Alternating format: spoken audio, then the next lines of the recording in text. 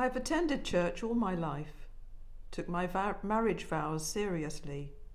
My husband held many positions of responsibility in church, was highly respected, and had many friends.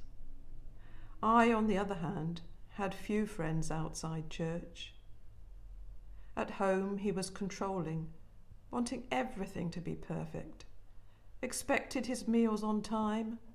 If it wasn't up to standard, he'd throw it in the bin and shout at me, demeaning my abilities and making me feel useless.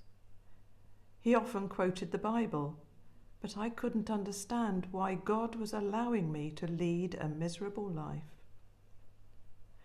I was allowed to be a member of Mothers' Union as it was a church-based event, and he knew the day and times of the meetings. I was allowed a certain amount of money. I had to make up excuses if I couldn't afford things.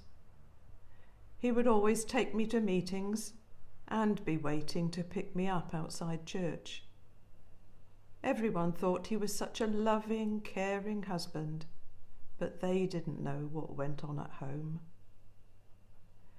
I was a happy, confident person, but that changed when we married and had our sons. He would give me a set amount of money and controlled what I spent. If I asked for more or overspent, he would lose his temper.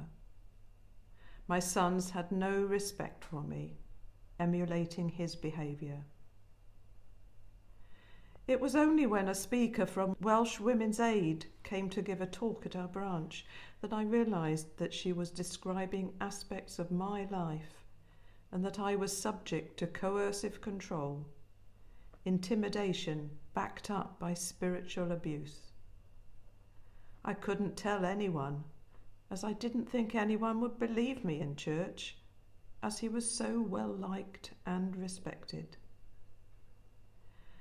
After a particularly nasty evening, when I asked if I could go on a Mothers' Union retreat, he became so angry and pushed me at the top of the stairs. I was so frightened.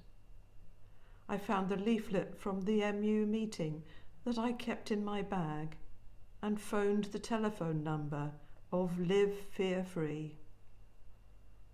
People in church are supportive, but find it hard to understand what went on behind our closed doors. Psalm 139 verses 4 and 5. For there is not a word on my tongue, but you, O Lord, know it altogether. You encompass me behind and before, and lay your hand upon me. We so often don't know what is going on behind closed doors.